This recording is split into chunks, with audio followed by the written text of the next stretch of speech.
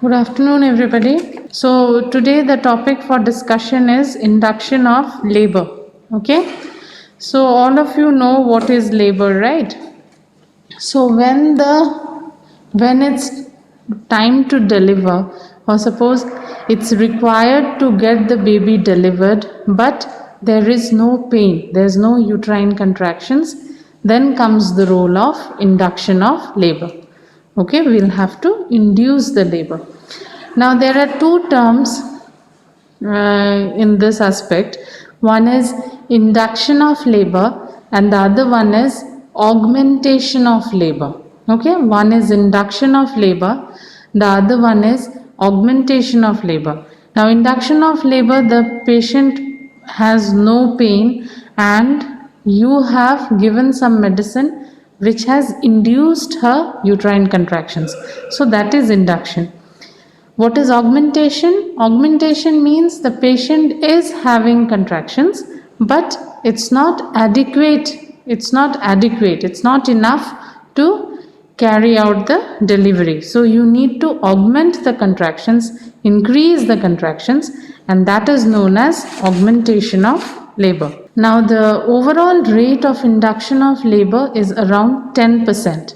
Okay, 10% of the cases need induction of labor for various indications. Now, we'll be discussing about the indications for induction of labor. In which cases you need to induce labor.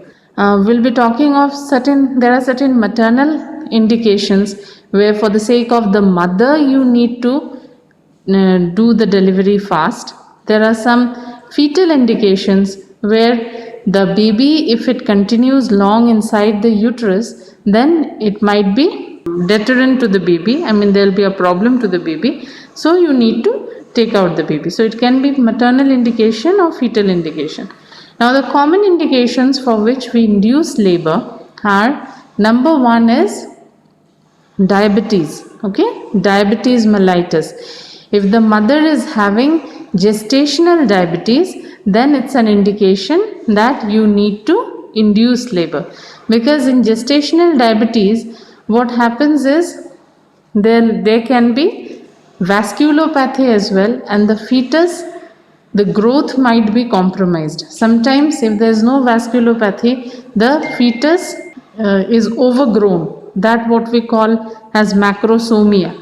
So it has been seen that whatever it is, if the baby is growth restricted or the baby is having macrosomia, whatever it is, towards the end of pregnancy, that is around 38-39 weeks, there are high chances of sudden intrauterine fetal death. Okay, so in those cases we don't allow that the pregnancy should go beyond 38 weeks, and if the lady doesn't get labor pains on her own, then we induce her labor. Okay, so that is an indication for induction of labor: gestational diabetes mellitus. Now the second one is hypertension. Okay, it might be gestational hypertension, it might be preeclampsia, or it might be eclampsia, where we need to induce labor. That is again both for the mother's sake and the baby's sake. The mother, immediately after the baby is taken out, since it's related to her pregnancy, the hypertension, so she is better. And if the baby is also affected, complicated because of the pregnancy, then also when you take the baby out, the survival of the baby is better. So one is gestational diabetes mellitus, second is hypertensive disorder of pregnancy. Then we have another condition called cholestasis of pregnancy, obstetric cholestasis of pregnancy, where you find that the liver enzymes are altered and the lady complains of itching. In those cases also, there are chances of sudden IUFD, intrauterine fetal death. So as soon as the pregnancy reaches maturity, 37 completed weeks, you need to induce the patient and deliver her. Okay, so we have another cause, that is cholestasis. Then there are other indications like fetal growth restriction. As I told, what happens in fetal growth restriction? The intrauterine environment itself becomes hostile to the fetus. So you need to take it out. When you take it out, the survival is better. And if you leave it, then there are chances that it might go into IUFD. So FGR is another indication for induction of labor. Then you have abruptio placentae. It's a type of antepartum hemorrhage where there is premature separation of the placenta. Now, when there is premature separation of the placenta, you need to open the cervical os and deliver the baby, because otherwise, when the placenta, if more than 1/3 of the placenta is separated, the baby's blood supply gets compromised, and again there are chances of IUFD. So in those cases also you need to induce the labor fast. Then in Rh negative pregnancy, there also, because of the chances of isoimmunization, you don't let the pregnancy go beyond EDD, beyond 40 weeks. Then there are cases of premature rupture of membranes. Okay, ideally membranes should rupture when the labor sets in, but in some cases what happens, before the labor sets in, the membranes might get ruptured. In those cases, since the membrane is ruptured, there are high chances of chorioamnionitis, because it's no more a sterile environment inside the uterus, because membranes are ruptured. So you need to take out the baby. So premature rupture of membranes, PROM, is another indication for induction of labor. Then you have certain conditions like post maturity. Okay, when the pregnancy goes beyond 42 weeks and there's no sign of labor, then you need to induce the lady. Okay, you need to take out the baby. So in those cases also, there's an indication for IUL, induction of labor. Now you have conditions like intrauterine fetal death, IUFD. There the lady will complain that she has not been perceiving fetal movements since these many days. You get an ultrasound done and you confirm that there's no cardiac activity, there's no fetal heart rate, and it's a confirmed IUFD. Now there's no point continuing the pregnancy, so you need to induce labor and terminate the pregnancy. Okay. Now similarly, there are indications for congenital anomaly of the fetus. Suppose the fetus has certain congenital anomalies and you don't want to continue the pregnancy. Obviously some anomalies are like incompatible to life. Okay, so you will terminate the pregnancy, and there again induction has a role. Then you have conditions like oligohydramnios, where the LICA volume is very less. AFI is less than 5 centimeter, say. Okay, so in those cases, if you take out the baby, of course this is not the only management of oligohydramnios. You have done other things, like you have given whatever it is. I mean, I don't know whether you have had class on oligohydramnios and all, but when oligohydramnios, the cause is placental insufficiency, where hydration and all doesn't help much, then of course you try to attain at least 34 weeks or something, and then you deliver the baby. So that is another indication for induction of labor. Then in certain conditions, there is a condition called unstable lie. That means, there's a longitudinal lie where the presentation can be cephalic or breech. There's a transverse lie where the presentation can be shoulder presentation. Now in certain ladies, what happens is, especially it happens in those grand multiparas or grand multiparas, G10, G11, maybe G5, G6 also, where the abdominal wall becomes very lax. Okay, and similarly the uterine muscular tone is also not there. So what happens, suppose morning rounds you come, you see the fetus is presenting with the head, it's a cephalic presentation. Evening you come, you find it's a transverse lie or it's a breech presentation. That means since the abdominal tone is not there, or maybe in certain cases of polyhydramnios as well, where the LICA volume is excessively more, In those cases also, the fetus keeps on changing its position, that what we call as unstable lie. In those conditions, what we do is we keep on monitoring the patient, and as soon as we feel that on palpation that the lie is favorable or the presentation is favorable, for example, morning you found it's transverse, evening when you came for rounds you saw that it's a longitudinal lie with a cephalic presentation, then what you do, the maturity is confirmed, there is no prematurity, suspicion of prematurity, then you start induction. Okay, so that is called stabilizing induction of labor. Okay, the lie was unstable. When you found the lie is favorable to you, then you started induction. That brought about uterine contractions, and now the baby is not being able to change its position anymore, and you can have a vaginal delivery. Otherwise, when you see a transverse lie going into labor, you'll have to take her up straight for CS. So, to avoid CS, there's a role of stabilizing induction of labor. Okay, now there's another indication called mother's request. Sometimes what happens, these are basically elective inductions of labor. What happens is the mother, suppose she has some work, she has to join her office, or maybe she has seen the dates are good, the dates are auspicious, and she wants the baby to be delivered on that particular date. In those circumstances, or maybe the obstetrician who is looking after the patient, for that person, he'll be on vacation, so before going to vacation he wants to finish off all his pending work. So in those circumstances, because of the doctor's choice or the patient's choice, without any reason for induction, we induce the lady. Okay, so these are called elective induction of labor. Now, when you know indications, you should know contraindications also for induction of labor.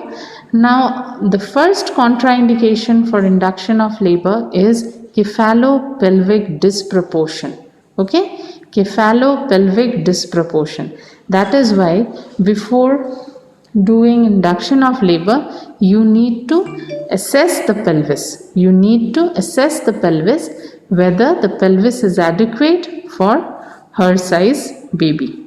Okay, and then in certain cases of post myomectomy, where the uterus is scarred, or post cesarean pregnancy, it becomes a relative contraindication as well. Now in heart disease cases with pregnancy, that is also a contraindication. If it's a case of active genital herpes infection is there, you don't want the mother to deliver vaginally, because that transmits the virus to the fetus as well. So in active genital herpes infection, you will not do induction of labor. Then in certain cases of malpresentations, for example, it's a transverse lie or it's a brow presentation, even if cephalic, but it can be a brow presentation, it can be a face presentation. In those malpresentations, abnormal presentation, you will not do an induction of labor. Okay, so that is a contraindication. Now, what are the criteria to be fulfilled before you do induction of labor? Obviously, the mother has to understand what is induction of labor. You need to take a informed written consent. Okay, she should understand what is induction like, what sort of medicine she'll be administered with, and then there might be high chances of cesarean section. There might be chances of you have to tell her about all the complications of induction of labor. Okay, this is informed consent, and then you'll have to do a pelvic assessment. Here, of course, I told you, you have to rule out cephalopelvic disproportion. If CPD is there, then there's no question for induction of labor. And then again, you'll have to do a Bishop scoring. Okay, Bishop scoring. Now here what we see is it's a total score of 13. If you get the scoring more than equal to 6 or 7, then the cervix is favorable for induction of labor. Okay, if you don't assess the Bishops and go on straight with induction of labor, there are high chances that your induction might fail. So this is important. Now, what are the things you look for in Bishop's score? You look for cervical dilatation, cervical effacement, cervical position, cervical consistency, and station of the head. Okay, so these are the 5 things you look into: cervical dilatation, cervical effacement, cervical position, cervical consistency, and station of head. And it gives a total score of 13. Anything equal to or more than 6 or 7 is favorable, and you can go ahead with induction of labor, provided your pelvic assessment is done and your bony pelvis is adequate for delivery, right? Now, after we know all that, Bishops and everything, we should know what are the methods of induction. Okay, so there are certain medical methods, there are certain surgical methods, and again there are certain mechanical method of induction of labor. First, we'll be talking about medical methods of induction. I hope I'm clear. Yes, ma'am. Okay, you can interrupt me if anything, okay, if any query. Now, we'll be discussing about the methods of induction. The first one is medical method of induction. In medical methods of induction, what we have is PGE1 analog, that is called prostaglandin E1 analog. Here we have a very commonly used drug, and that is known as misoprostol. Okay, misoprostol, MISOPROSTOL.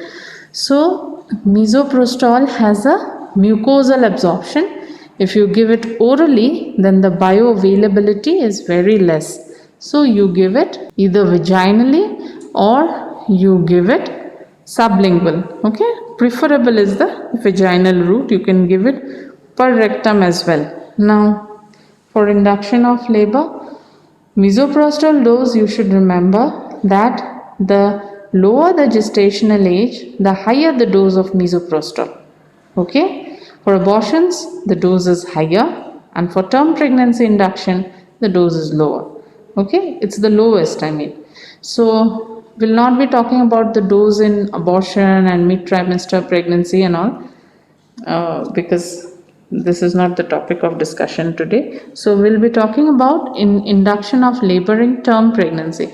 Here what we do give is 25 microgram of misoprostol. In term pregnancy, induction of labor, the dose is 25 microgram of misoprostol. We can give it 4 to 6 hourly based on our observations and assessment. Okay. 25 microgram 4 to 6 hourly. Generally we give it 4 hourly only. And the second thing is PGE2 analog. Here what we use is Dinoprost gel. Okay, it comes in gel form. Generally it's a ripening agent also.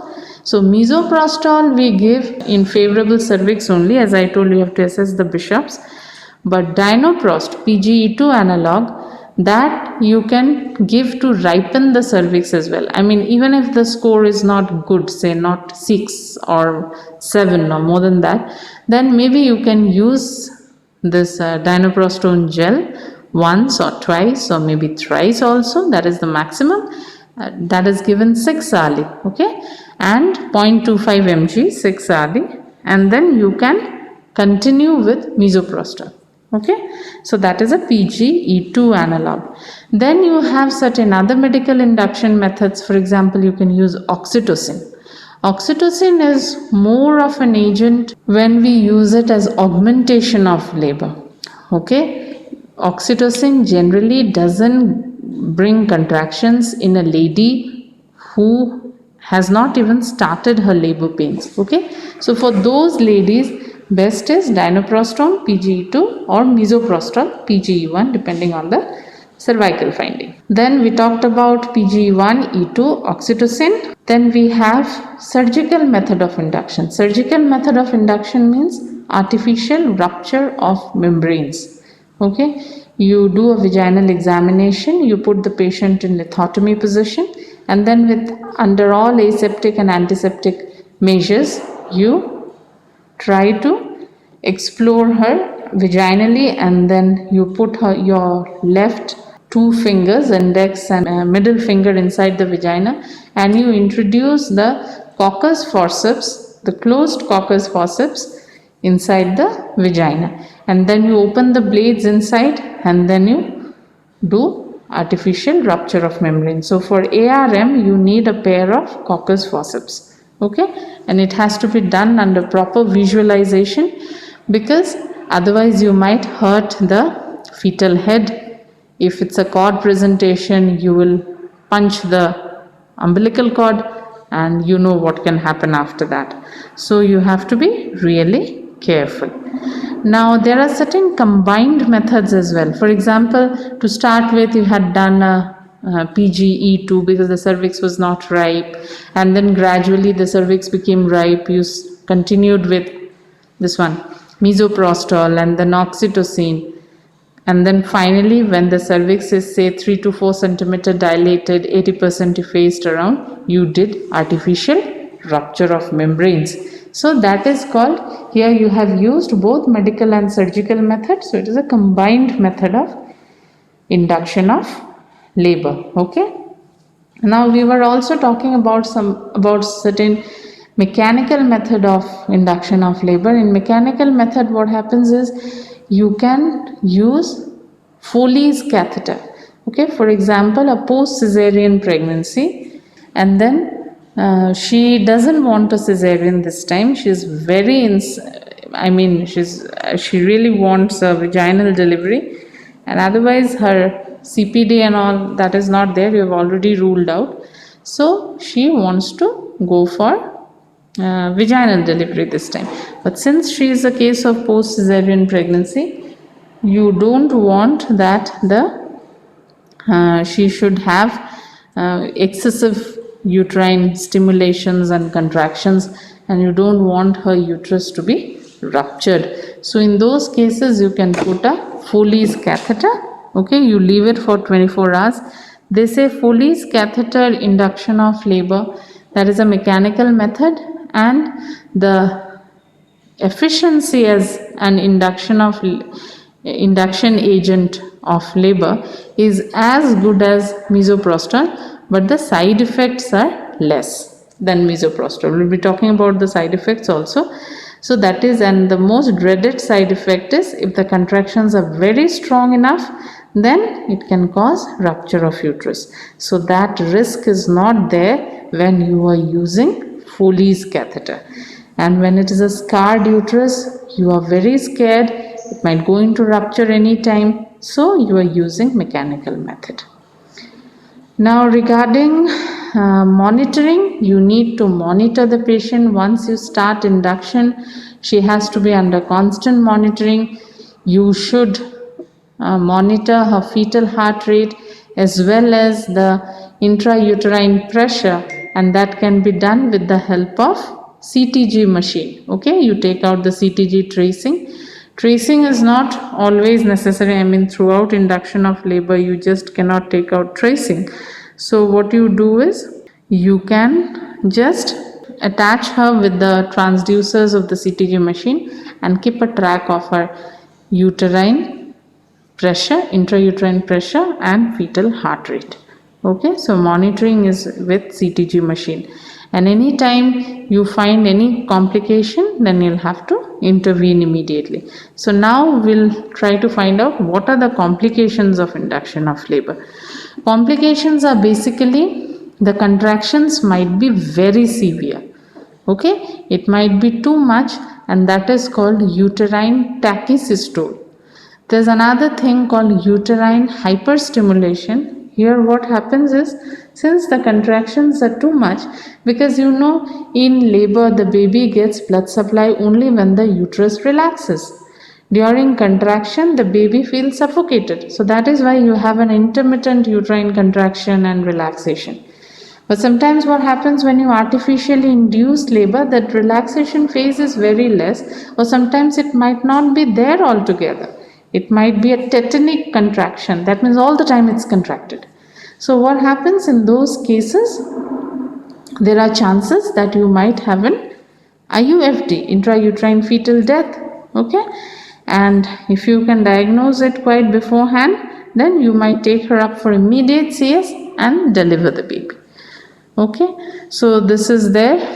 And then another problem is uterine hyperstimulation. There what happens, along with too much contractions, you find that the fetal heart rate is also affected on CTG. Obviously it will be affected. Then only you should take her up for CS, otherwise it might get too late and she might land up in intrauterine fetal death. Another complication is her uterus might get ruptured. Her uterus might get ruptured even if it is not a post-cesarean pregnancy or post-myomectomy pregnancy. Otherwise also, especially in grand multiparas and all, there are chances that she might get her uterus ruptured. So in that case, you'll have to take her up for immediate laparotomy and then manage. Okay, so these are the complications induction of labor. I hope I'm clear. Yes, ma'am. Yes, ma'am. Okay, okay then. Thank you so much. Thank you, ma'am.